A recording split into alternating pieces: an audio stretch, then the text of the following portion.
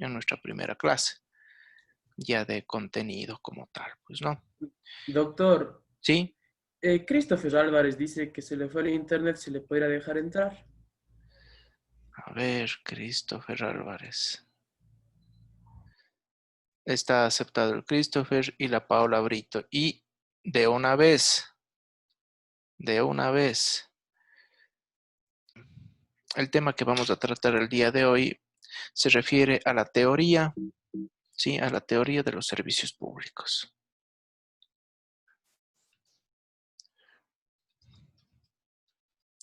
Teoría de los servicios públicos. Ese es el tema central que nos ocupa el día de hoy.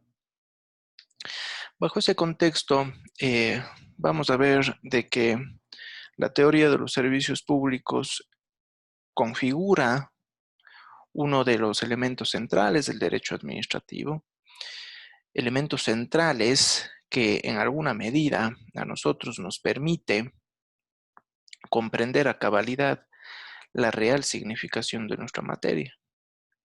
La teoría de los servicios públicos puede ser concebido como uno de los núcleos fundamentales del derecho administrativo. Por lo tanto, puede ser aquí entendido como una institución del derecho administrativo, ¿sí? Es una institución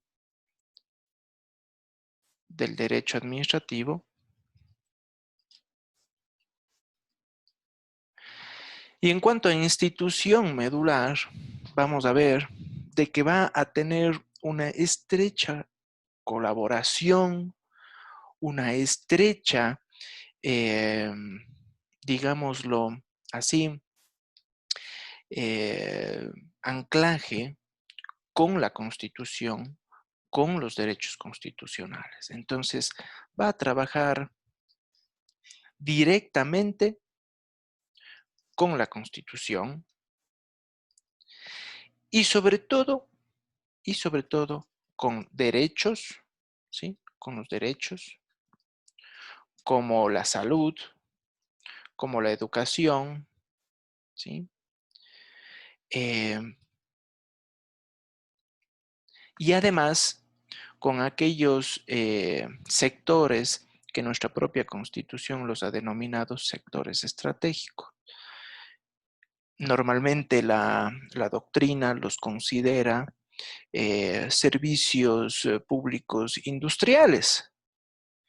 Entonces nosotros en nuestra estructura constitucional los hemos denominado servicios públicos o más bien dicho sectores estratégicos. Entonces trabaja directamente,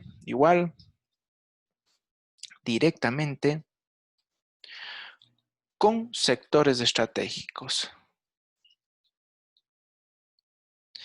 Entonces, bajo ese contexto, noten ustedes lo siguiente.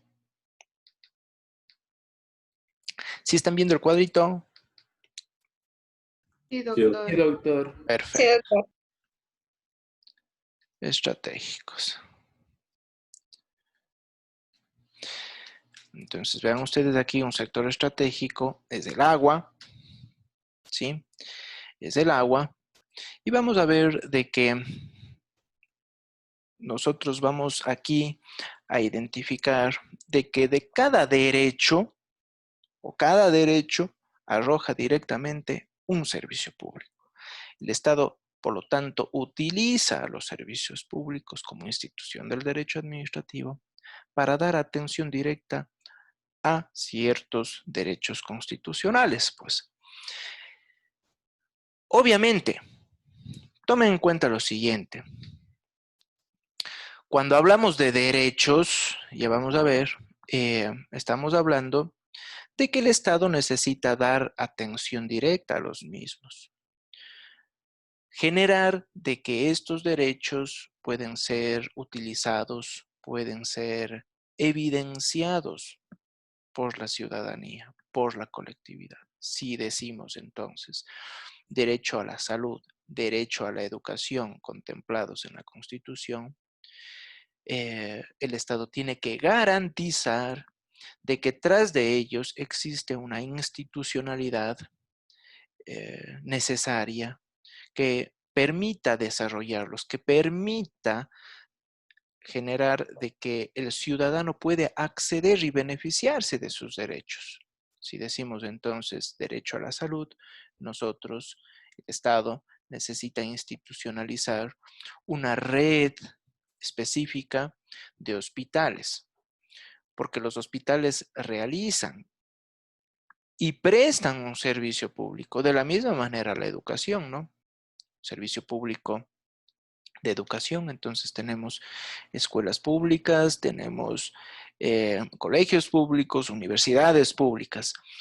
Pero es que también el Estado, si bien es cierto, puede prestar directamente un servicio público, también los particulares pueden colaborar en esa prestación. Y ya vamos a ver de que los particulares también pueden prestar a nombre del Estado servicios públicos, ¿no? Cuando hablamos directamente de que en nuestra propia Constitución se habla de sectores estratégicos, podemos decir que esos sectores estratégicos también son servicios públicos, necesitan ser instrumentalizados, diría yo, con servicios públicos, esos sectores estratégicos. La Constitución del Ecuador habla de que es un sector estratégico el agua o la energía en todas sus formas, pero el Estado tiene que garantizar de que tras de ellos exista una red, un sistema de servicios públicos que permita desarrollarlos, que permita generar de que esos sectores estratégicos puedan ser prestados y sobre todo, no digamos explotados, porque de eso no se trata, ¿no? Puedan ser prestados eh, y que esa prestación beneficie a la colectividad. Entonces, si decimos sector estratégico el agua, evidentemente necesitamos nosotros generar un servicio público de agua potable, de alcantarillado, de reutilización. Eh, en ese marco, vean ustedes, de que el agua como sector estratégico necesita un servicio público para acercar ese sector estratégico a la comunidad. Entonces, en el ámbito ecuatoriano, ya nos vamos a dar cuenta, tenemos esta, este ámbito compartido. Los servicios públicos parten de derechos, ¿sí? Los servicios públicos parten de sectores estratégicos, desde luego que sí, pero los servicios públicos también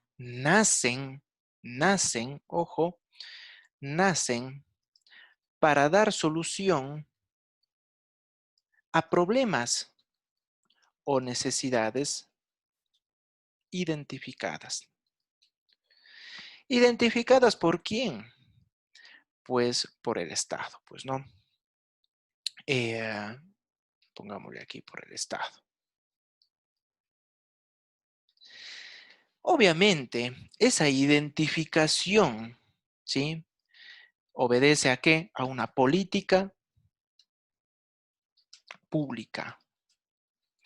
Entonces, tomen en cuenta que la política pública o en las políticas públicas, nosotros podemos generar una serie de lecturas, una lectura de necesidad ciudadana, según la cual nosotros estamos identificando una problemática específica y diciendo al Estado, ojo, es necesario dar satisfacción a esta necesidad, porque de lo contrario, en el futuro vamos a tener problemas.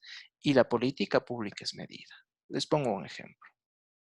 Con motivo del COVID, se pudo evidenciar algo interesante, pues, ¿no? En la prestación de los servicios públicos de salud. En los servicios públicos de salud se pudo evidenciar de que o estos son bastante débiles, ¿sí? Bastante débiles, porque hacer frente a una escala sin precedentes de atención médica les resultó un choque muy fuerte para el Estado. Pero tomen en cuenta lo siguiente, ahí se pudo evidenciar de que el servicio público de salud ¿sí? El servicio público de salud necesita ser fortalecido. ¿En qué ámbito? En la atención primaria. Entonces hay un problema ahí. Y ese problema necesita un servicio público específico, muy técnico, que complemente al gran servicio de salud, eh, obviamente para precautelar un derecho. Otro ejemplo. Decimos nosotros que en su momento eh, la comunicación fue fundamental, ¿no? Y que en alguna medida el Internet, la navegación a Internet y luego las redes sociales ha marcado el pulso en nuestros últimos tiempos, pues, ¿no? Y se ha hecho tan masivo y tan necesario el Internet, porque sin Internet no podríamos tener esta charla, ¿sí? Que a la larga se ha convertido en una necesidad, una necesidad. Y esa necesidad como tal ha generado de que la provisión, la prestación de Internet sea configurado ya como un servicio público. Vean ustedes, figúrense que este rato el foro que está conectado de 40 y pico de almas se quede este instante sin Internet. O más bien, que la ciudad de Cuenca hoy se quede sin Internet. Sería un caos, pues, ¿no? Sería un verdadero caos. Y precisamente, porque este tipo de problemáticas, este tipo de necesidades generan una incidencia directa en la sociedad. Hay una incidencia. Entonces, noten ustedes que bajo este contexto, bajo este contexto, eh, no podemos descartar, ¿sí? No podemos descartar de que en alguna medida este tipo de problemáticas, de necesidades, que están muchas veces concentradas en una política pública, generan, ¿sí? Generan un impacto directo en la sociedad. Ese impacto directo sí que puede generar una problemática. Ese impacto directo puede afectar la economía, ¿sí?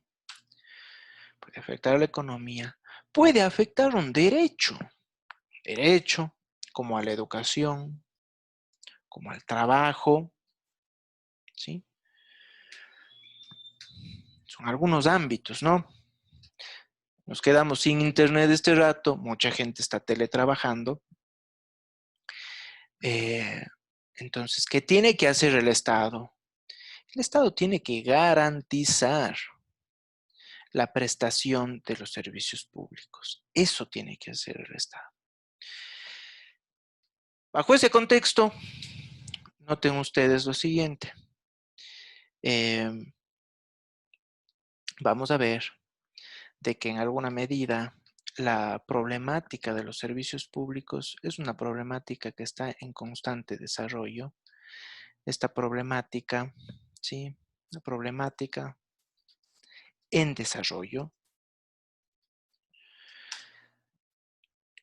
De hecho, tomen en cuenta que el mismo concepto, ¿sí? El mismo concepto está en desarrollo. No podemos decir de que tenemos una definición acabada de servicios públicos, ¿no? No podemos decir eso.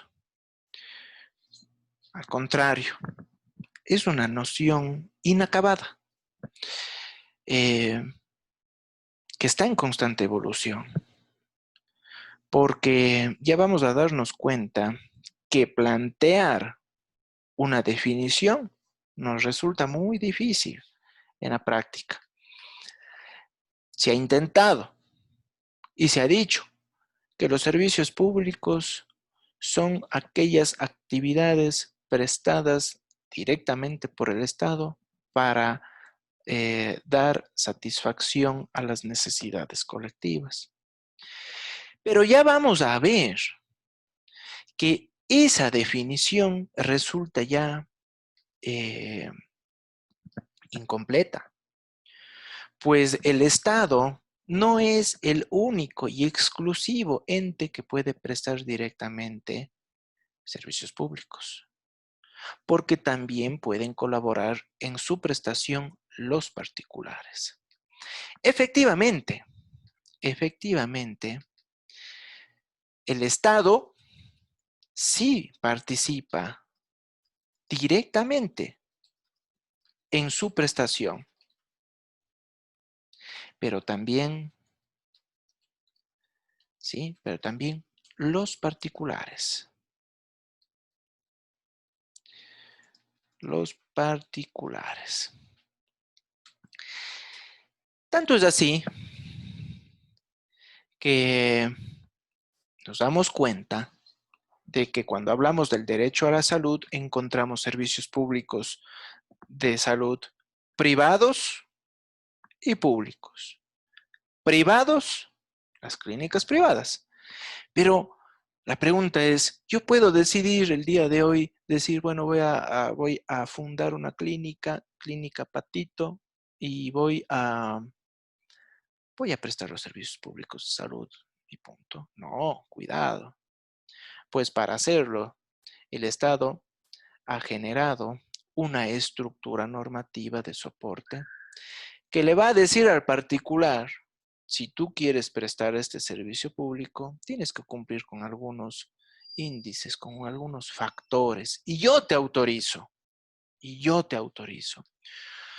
Los particulares, por lo tanto, pueden participar mediante un régimen jurídico especial, ¿sí? Su participación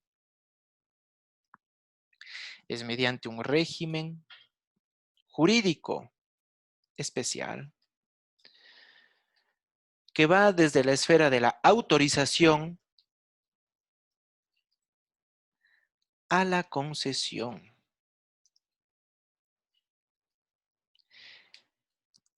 ¿Sí? A la concesión. Eso es importante determinar, porque cuando nosotros hablamos de un régimen jurídico especial basado en la autorización, nos vamos a dar cuenta de que no encontramos pues un contrato administrativo de por medio. Ya vamos a verlo a detalle. Cuando hablemos ya de ciertos tipos de servicios públicos. Cuando hablamos de un régimen jurídico de autorización, nosotros mediante un acto administrativo, ojo, estamos facultando a un particular para que preste un servicio público, sí, a nombre del Estado, y sí, para dar cobertura de un derecho fundamental que es la salud en este caso, que estamos bajo ese ejemplo. Entonces, claro, yo si quiero decir voy a fundar una clínica, voy a necesitar cumplir con ciertos factores que me obliga a la Autoridad Pública Nacional de Salud Pública para que yo pueda ofrecer ese servicio, y la Autoridad Pública Nacional de Salud me autorizará el funcionamiento si es que cumplo con esas directrices, pero no con un contrato de por medio. Lo mismo funciona un sistema de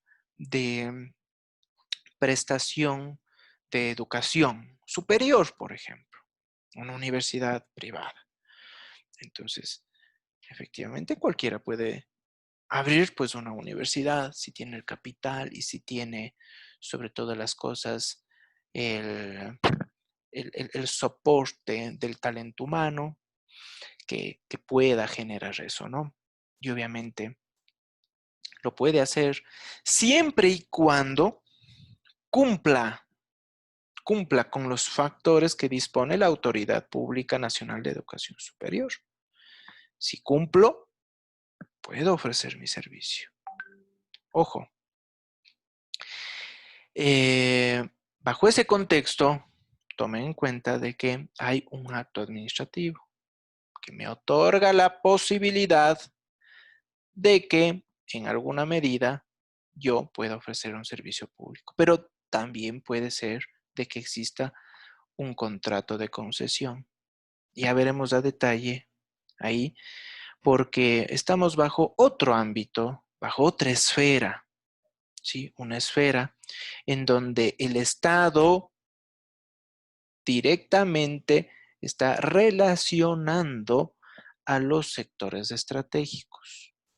Esos sectores estratégicos o sectores industriales, de la producción propiamente dicho, ¿sí?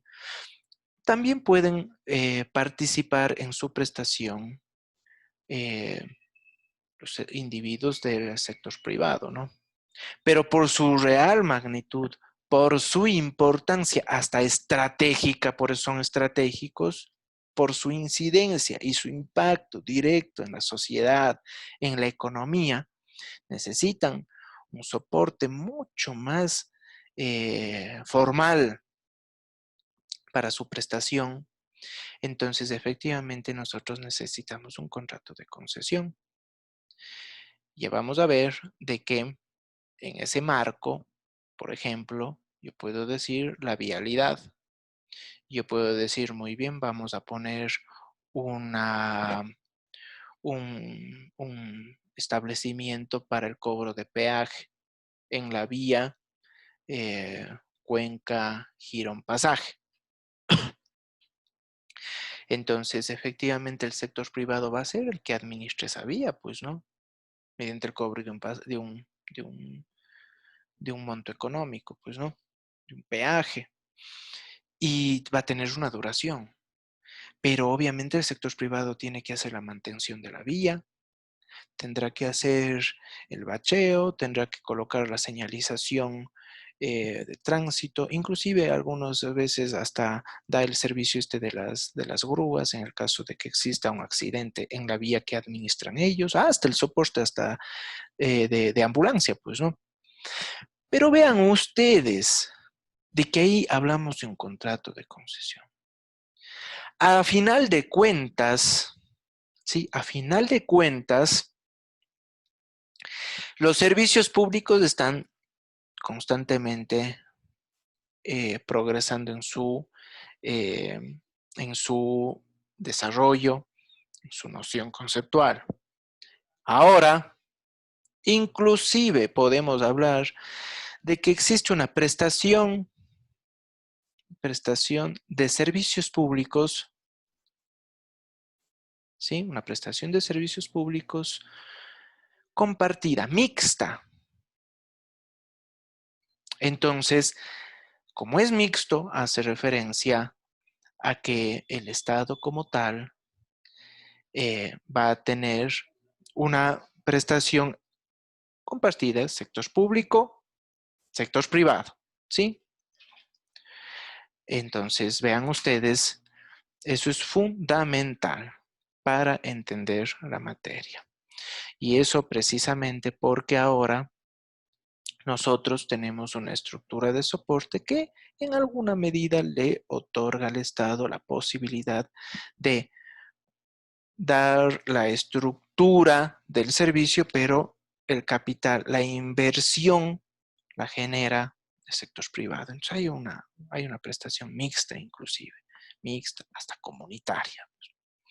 Como ven ustedes, los servicios públicos como tal, ¿sí? Como tal, tienen tienen un desarrollo muy interesante y obviamente, esto va a estar marcado, va a marcar el pulso de su desarrollo, el régimen constitucional. Un régimen constitucional que a nosotros nos va a guiar, sobre todo, a acordarse desde los derechos, desde los sectores estratégicos, desde la política pública que identifica problemáticas o necesidades que requieren ser satisfechas por el Estado. Entonces, les voy a poner aquí un pequeño subtema, pequeño, ¿sí? Necesita ser satisfecho, ser por el Estado. Entonces vamos a ver de que nosotros periódicamente, ¿sí? Periódicamente encontramos la idea de que los servicios públicos como tal tienen un ámbito de acción muy interesante, muy dinámico como tal. Por eso se habla de que es una institución dúctil que está en constante evolución. Finalmente, no debemos olvidar de que vamos a encontrar en el desarrollo de nuestra materia lo que se ha denominado servicios públicos virtuales. Servicios públicos virtuales. Obedecen a la localidad. Y ustedes se preguntarán, ¿cómo es esto que obedecen a la localidad? Pues es algo interesante, porque existen cierto tipo de servicios públicos que para la sociedad en la que se están desplegando, ¿sí? Para la sociedad en la que se están desplegando, son circunstancias, son necesidades fundamentales. Por ejemplo, la provisión de carne para los argentinos, ¿sí? O sea, las carnicerías. En Buenos Aires, ustedes no sé si se han ido, sin carne no funciona. Entonces, obedecen a la idiosincrasia del lugar. Idiosincrasia que marca la necesidad. Ejemplo, las carnicerías, en el caso de Cuenca, digámoslo así, las panaderías o las pollerías, ¿sí? Panaderías o pollerías.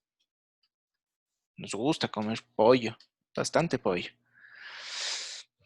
Vean ustedes qué pasaría si es que las panaderías, todas ellas, aquí en Cuenca, deciden, no, está muy alto el precio de la harina y vamos a cerrar, vamos a declararnos en huelga. Aquí se cierran todas las panaderías de Cuenca hasta que se solucione el tema del precio de la harina. Y están cerradas. Caos social. No hay pan. Porque mucha gente compra el pan popular, recordarse, ¿no? Lo propio las pollerías. Todas las pollerías de Cuenca están cerradas. Entonces, vean ustedes la necesidad de la sociedad marca el pulso y va creando cierto tipo, no digamos de negocios, sino de actividades que si es que existe su ausencia, si se da su ausencia, genera un impacto nocivo en la sociedad, en la colectividad. Cerramos todas las farmacias. ¿Y ahora en dónde compramos los medicamentos? Las farmacias son prestadas esencialmente por particulares, acordarse. Es un servicio público virtual. Sin embargo, todas estas actividades, para que puedan funcionar, necesitan autorización. Ojo, necesitan autorización. Pero que van marcando el pulso, ¿sí?, de la idiosincrasia del lugar. Entonces, los servicios públicos virtuales es una categoría muy interesante que ya lo analizaremos y es propuesta por Marienhof. ¿Sí? Porque obedecen a la localidad. Entonces, bajo este contexto, nos vamos a ir desplegando de a poco, ¿sí? Nos vamos a ir desplegando de a poco en este esquema y luego vamos a ir nutriendo de a poquito, pues, ¿no? Vamos a ver de qué se va a desplegar esta temática, porque En esa medida, notaremos nosotros de que los servicios públicos tuvieron una época de crisis y esa época de crisis obedeció principalmente a una etapa en la cual neoliberalismo ganó espacio y estructuras como los servicios públicos empezaron a caer en el desuso con los procesos de privatización, en donde se vendía el servicio público a la participación privada. O sea, el Estado ya perdía esa opción. Sin embargo, el retorno de los servicios públicos hace referencia de que su presencia es necesaria. Sin embargo, el Estado, si bien es cierto, puede prestar directamente, puede solicitar la participación del sector privado. Lo que no puede perder nunca el Estado, ya lo veremos, es la regulación, la vigilancia y el control de los servicios públicos. Eso es fundamental. Eso sí que es fundamental. Regulación, vigilancia y control. Voy a ponerles aquí de una vez. Eso es esencial, sobre todo porque a través de estos mecanismos el Estado puede fijar políticas, fijar normativa y controlar cómo ese servicio público está siendo prestado. Pongamos, el Estado nunca pierde 3 elementos fundamentales. Uno, la regulación. 2, la vigilancia. Y 3, el control. Ya vamos a ver del por qué nunca puede perder eso, porque a raíz de esto, ante su falta, va a existir una responsabilidad del Estado. ¿Alguna pregunta? ¿Alguna pregunta? ¿Alguna pregunta que se quiera hacer? Que tengan ustedes, voy a dejar de compartir. Y ahora sí, se prenden las cámaras. Doctor, doctor, yo le quería consultar una cosa. Sí. Ya habíamos visto que los particulares también podrían prestar estos servicios de que naturalmente tendría que prestar el Estado, pero por ejemplo, en el caso de una clínica que trabaje como, o sea, que les pueda atender a las personas por el seguro social, si es que algo llegase a pasar dentro de esas clínicas y la persona afectada quisiera reclamar o ir en contra, tendría que ir en contra del Estado o en contra del particular que le brindó el servicio. Hay varias lecturas, María Angélica. No sé si recuerdan ustedes la charla que el otro ciclo nos dio Jaime Orlando Santofimio de la responsabilidad del Estado por hechos de terceros. ¿Sí? Entonces, hay una triple lectura, si cabe el término ahí, ¿no? ¿Por qué le digo esto? Porque si es que yo me hago atender en una clínica privada y fruto de una mala atención médica, yo sufro un daño, un quebranto en mi salud como consecuencia de una mala práctica médica, yo tengo 3 alternativas que las puedo activar en simultáneo, ¿sí? En simultáneo. Porque puedo activar la vía penal, ¿sí? Puedo activar directamente la responsabilidad civil en contra de la clínica, la responsabilidad civil, porque la responsabilidad civil que busca principalmente resarcir económicamente el daño sufrido, ¿no? Esa es la responsabilidad civil. En un espectro o en la vía civil. En la vía penal, que busca principalmente, obviamente, que los responsables de la casa de salud y el médico tengan una consecuencia penal, ¿sí? Pero también puedo activar la vía administrativa, la vía contenciosa. ¿Demandando a quién? ¿A la clínica? No, al Estado. ¿Por qué al Estado? Se preguntará usted. Porque el Estado falló ¿en qué? en la regulación, en el control o en la vigilancia. ¿En qué sentido? En el sentido de que el Estado tenía que estar muy atento en la forma que se realiza la prestación de un servicio público, de ese servicio público. ¿Qué pasa si yo acudo a una clínica, ¿sí? por una operación muy, muy ambulatoria, como por ejemplo, diría yo, apéndice, ¿sí? Apéndice, o no pongamos apéndice. Apéndice necesita la anestesia general, creo que sí. Sí, Sí, ¿no es cierto? Ya. esta operación, ajá. Digamos que, pero es relativamente sencilla, ¿no es cierto? Lo que sí debemos tener presente es de que toda operación, toda intervención quirúrgica tiene un riesgo, ¿no? Que debe hacer las clínicas para mitigar ese riesgo de que algo pueda resultar mal. Entonces tiene que implementar protocolos médicos, ¿no? Protocolos médicos. Entonces, obviamente, en toda intervención quirúrgica debe haber protocolos médicos. Un protocolo médico me va a decir de que si es que me aplican a mí anestesia, yo debo tener la asistencia durante toda la intervención quirúrgica o mientras dure la intervención quirúrgica de la asistencia directa de un médico, ¿no? De un médico anestesiólogo, porque puede ser de que por ahí necesita controlar un poquito de mejor manera, poniendo, digámoslo así, un poco más de anestesia, ¿no? Porque me estoy despertando en plena operación. Entonces, siempre necesitan controlar que, que la intervención quirúrgica esté bien, esté estable el paciente. Pero ¿qué pasaría si es que por ahí ese médico dice, bueno, me esperan 5 minutos, me voy al lado, me voy aquí a la sala de operaciones de lado porque estoy con otro paciente, pero ya vengo 5 minutos, le dejo hecho cargo aquí a mi asistente, ¿no?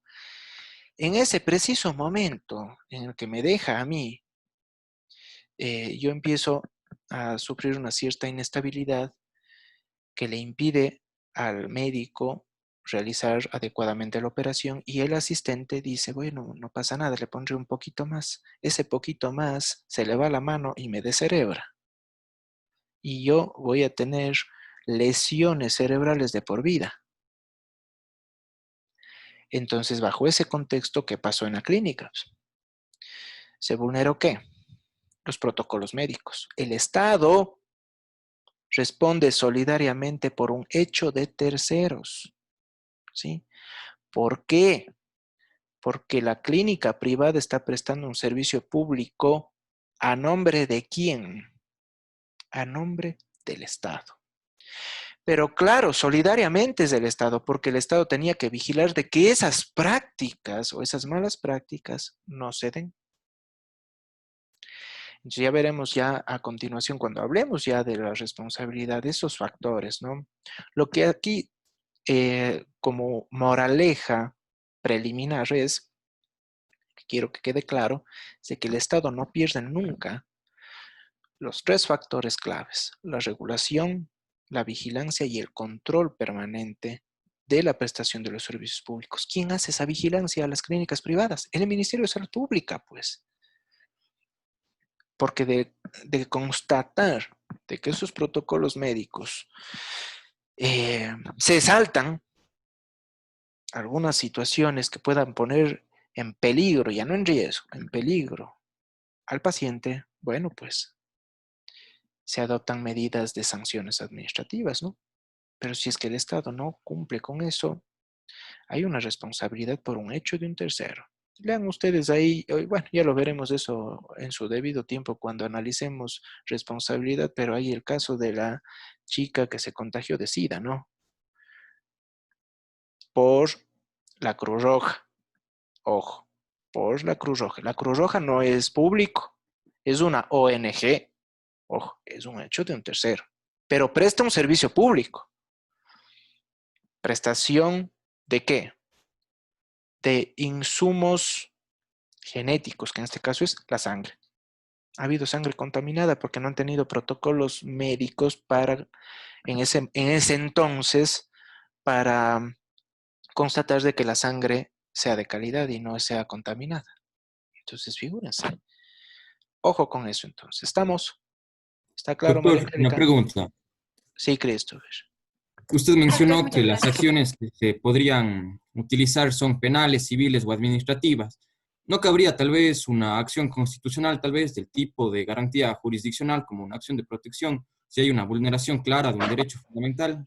No, no, no, Christopher. Eso, yo tengo el criterio de que las garantías jurisdiccionales están reservadas para casos muy particulares en donde no existe un procedimiento judicial y administrativo. Claro, ojo, sí, pero en este caso sí hay un procedimiento administrativo, ¿no?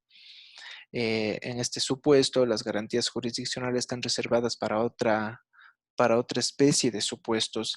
Le tumbarían rápidamente, o más bien dicho, le inadmitirían rápidamente, porque no estaría recogiendo las condiciones del artículo 42 de la Ley de Garantías Jurisdiccionales y Control Constitucional, en donde claramente va a señalar que usted tiene que justificar de que no existe un procedimiento adecuado y por eso usted está activando esa garantía. Pero en estos casos sí que hay.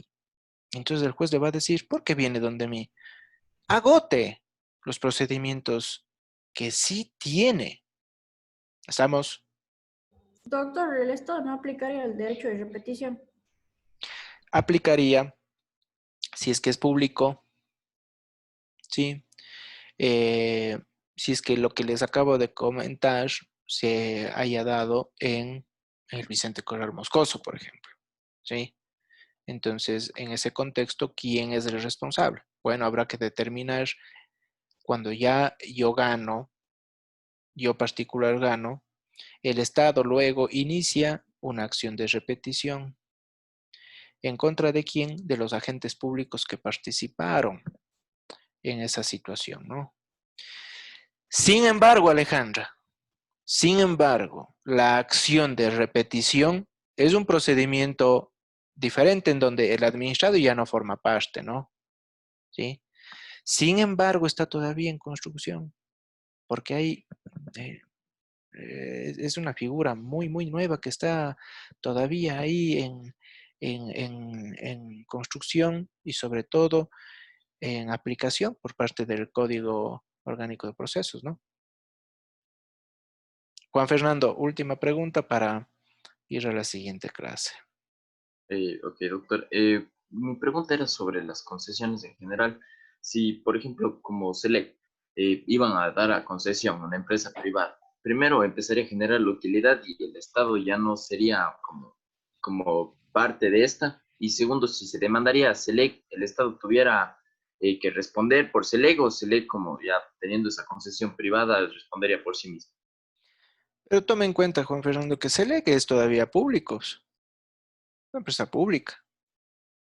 Sí, Entonces, doctor, solo era en un supuesto.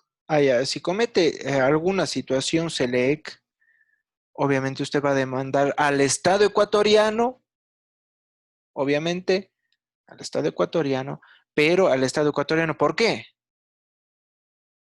Por la participación lesiva de SELEC, ¿sí? Pero siempre al Estado como tal, en la persona ya de SELEC o al representante legal de SELEC.